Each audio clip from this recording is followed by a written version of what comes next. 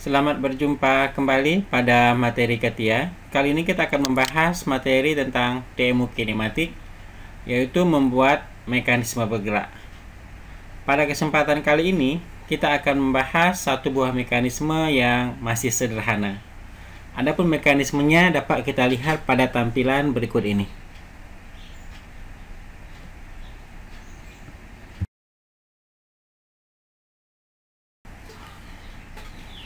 Berikut adalah mekanisme yang dimaksud. Mekanisme ini kita inginkan nantinya akan bergerak. Pergerakan tergantung pada koneksi antara dua buah part.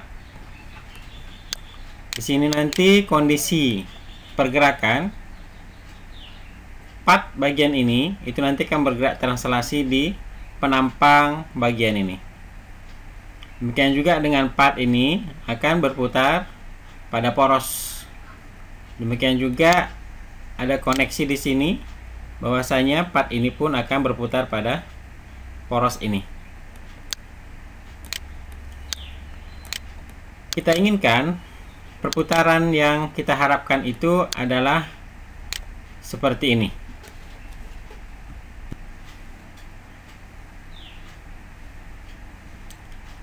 Ya, ini adalah mekanisme bergeraknya, dan kita akan membuat mekanisme bergerak seperti ini. Sebelum kita membuat mekanisme bergerak seperti gambar kita ini, maka pertama sekali keempat buah part itu sudah harus selesai kita gambar. Adapun part-part pembentuk dari sebuah mekanisme ini adalah bisa kita tampilkan sebagai berikut.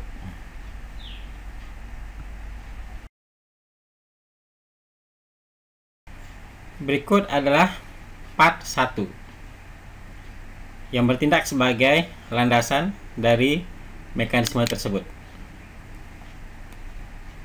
Inilah gambar part 1 yang sudah selesai kita gambar.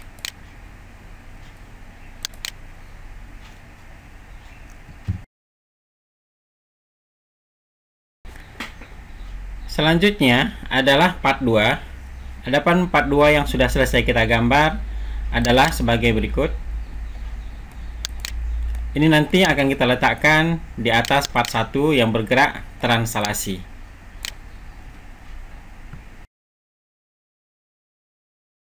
Selanjutnya adalah part 3. Part 3 yang sudah selesai kita gambar adalah sebagai berikut. Dan part ini nanti yang akan bergerak berputar yang menghubungkan part 4 dengan part 2.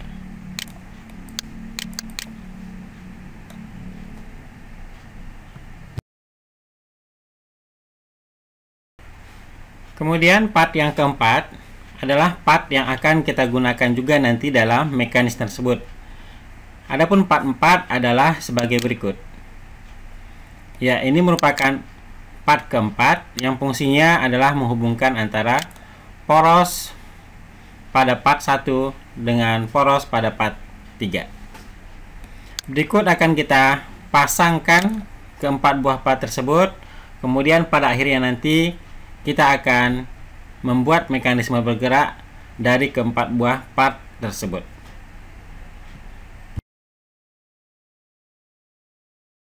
Berikut kita akan membuat mekanisme bergerak dari 4 buah part. Awal sekali kita harus berpindah ke tampilan assembly design.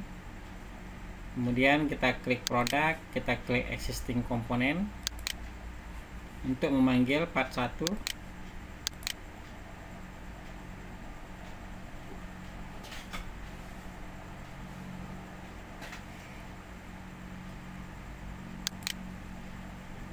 Seterusnya kita panggil kembali part 2.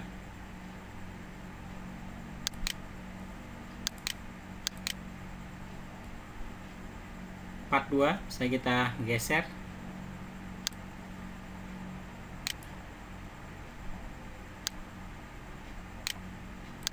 Dengan menggunakan kompas. Materi ini sudah kita bahas pada materi assembly yang lalu.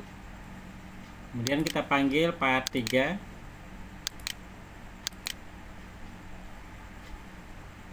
Pun bisa kita lakukan penggeseran.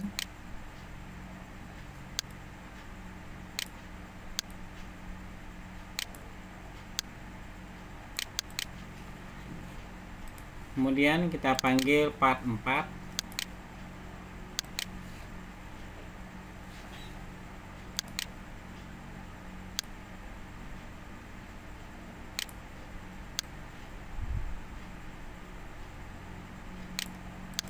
Ya, sekarang keempat buah part sudah muncul.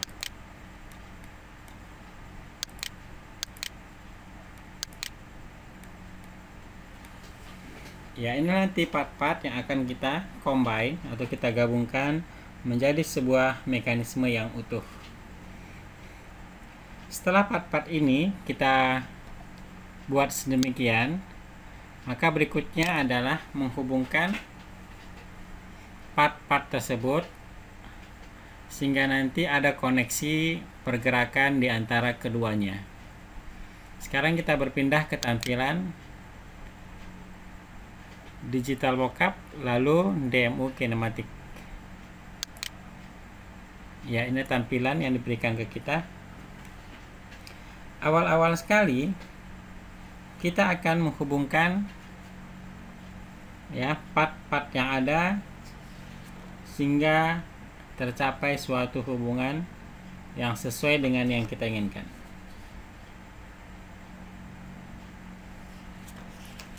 Awal-awal sekali yang akan kita pasangkan adalah part 2 dengan part 1. Jadi kalau kita perhatikan koneksinya, bahwasanya part 2 ini akan bergerak translasi pada permukaan part 1.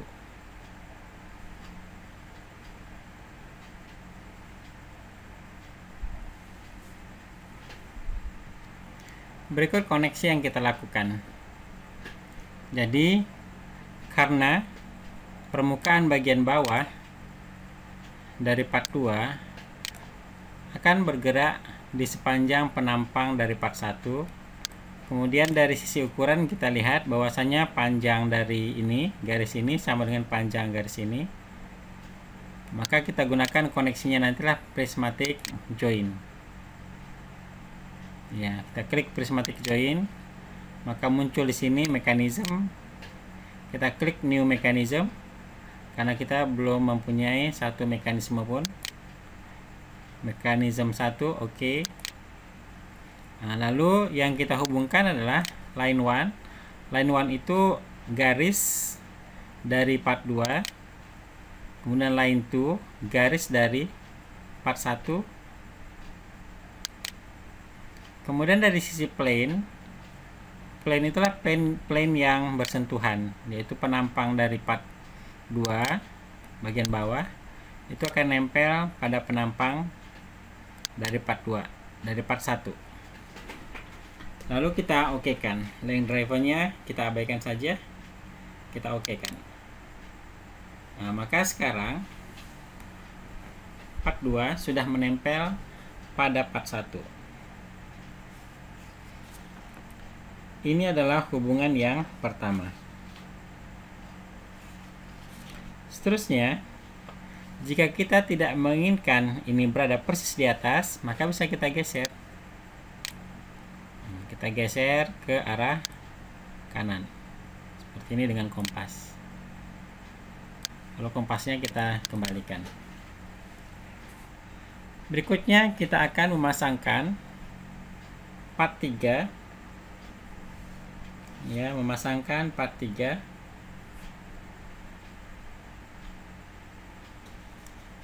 dengan part 1. Ya, tapi sebelumnya kita akan pasangkan dulu part 4 dengan part 1. Koneksinya adalah bahwasanya lubang ini akan masuk ke silinder ini, dan bagian permukaan ini akan sejajar dengan bagian permukaan ini. Jadi hubungannya adalah bahwasanya part 4 ini akan berputar terhadap poros ini. Jadi yang kita gunakan di sini hubungannya adalah revolute join. Nah, jadi pada revolute join ada line 1, ada line 2, plane 1, plane 2. Jadi line 1 di sinilah garis dari sumbu. Kita hubungkan dengan garis dari sumbu silinder. Jadi pada saat kita arahkan ke bagian lengkungan, akan muncul sebuah garis. Demikian juga dengan silinder yang ada di sini. Kita arahkan mouse kita ke permukaan lengkungan, maka muncul garis sumbu. Lalu kita klik. Seterusnya, pada plane 1 kita pilih penampang dari part 4. Ya, kita klik. Lalu kita pilih penampang dari silinder. Angel driven kita abaikan saja dulu. Lalu kita okekan. Nah, sehingga part 4 akan berpindah ke part 1. Ini koneksi yang kedua. Seterusnya kita akan memasangkan part yang ini ke part ini, part yang kecil. Dan kita lihat juga hubungannya adalah bahwasanya poros ini akan berputar pada lubang ini, sehingga koneksinya sama, yaitu revolute join. Kita pilih penampang ini. Jadi part mana pertama sekali kita pilih, maka part tersebut nanti akan bergerak berpindah. Ya, kita pilih bagian lengkungan dalam.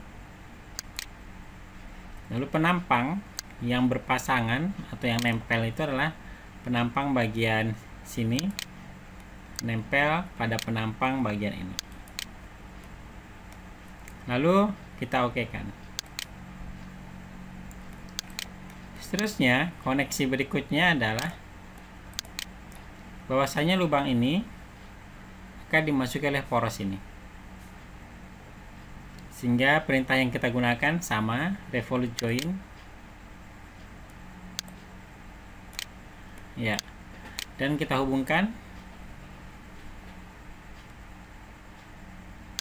yang ini koneksinya ke lubang ini. Kemudian penampang yang akan berhubungan nantinya adalah penampang ini dengan penampang ini. Kalau kita lihat, ya pas ya. Lalu kita okekan. Nah, sehingga ini koneksi dari mekanisme ya yang bisa kita buat. Setelah ini selesai, kita akan membuat mekanisme ini bisa bergerak. Ya, adapun cara yang kita lakukan adalah pertama sekali, namanya sebuah mekanisme harus ada yang fix, artinya ada yang menjadi bagian yang tidak bergerak atau penumpu. Kita klik fix. Kali ini adalah yang dasarnya base. Ya. Setelah ini baru kita aktifkan satu buah gerakan, yaitu angel driven. Ya.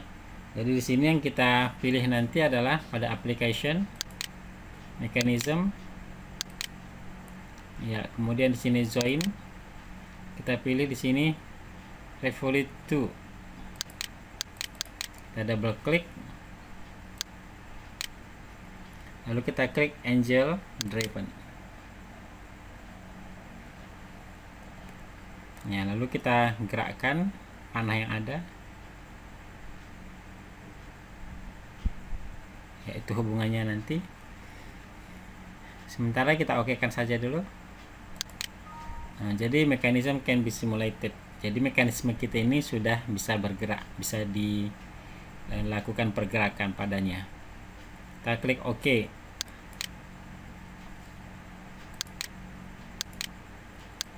Ya, lalu constraint-nya kita hide biar tidak mengganggu.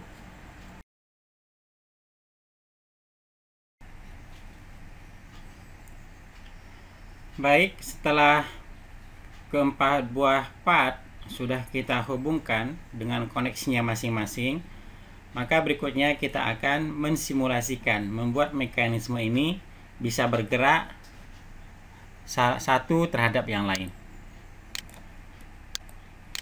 Jadi kita akan mengklik toolbar untuk membuatnya bergerak, yaitu toolbar simulation with commands. Ya, di sini ditawarkan ke kita bahwasanya perputarannya itu dari min 360 sampai 360 derajat. Berarti ini boleh kita katakan total sudutnya adalah 720 derajat. Ya, kita oke kan? Number of steps kita berikan 40. Nanti kita perhatikan efek yang terjadi kalau number of steps-nya kita rubah-rubah. Ya, lalu kita klik. Ini kita gerakkan dulu ke posisi awal. Lalu kita klik play forward. Ya, sehingga mekanisme kita sudah bergerak. Ini gerak balik. Ya, berarti dari sini kita lihat sudut yang terletak antara min 360 sampai 360 itu hanya menghasilkan 2 kali putaran saja. Bisa kita lihat. Sekali, 2 kali. Ya. Kalau kita ingin membuat mekanisme kita ini bergerak dalam putaran yang banyak, maka bisa kita buat di sini 3600. Berarti ini 10 kali putaran. Ini 3600 lagi positif. Ini pun 10 putaran, jadi totalnya nanti adalah 20 putaran. Dan ini kita tarik ke pangkal, lalu kita klik play forward. Ya, lalu kita klik ke pangkal lagi, lalu kita klik lagi. Ya, ini mekanismenya bergerak cepat karena number of steps-nya 40 untuk range min 360 sampai min 3600 sampai positif 3600. Jadi ini bisa kita perbesar menjadi, kita katakanlah misalnya 300 atau 200. Lalu kita klik play-nya. Ya, jadi pergerakannya seperti ini.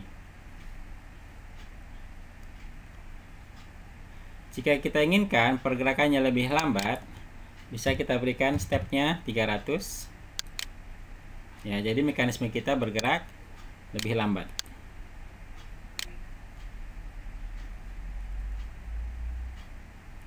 Jadi pengaturan cepat tidaknya putaran dari suatu mekanisme itu bisa kita atur sesuai dengan number of steps yang kita inginkan. Dan tentunya sesuai dengan berapa putaran dari mekanisme ini kita inginkan dia berputar.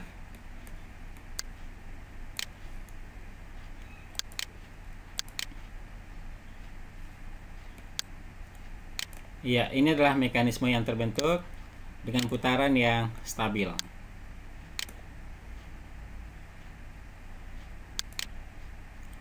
Baik, demikian pembahasan tentang demo kinematik untuk kasus yang pertama. Berikut kita akan mengambil contoh untuk kasus yang lain. Kasus yang kedua, mekanismenya hampir sama. Tujuannya adalah untuk mempermantap dalam penggunaan perintah-perintah yang ada pada demo kinematik. Demikian, semoga bisa dipahami dengan baik.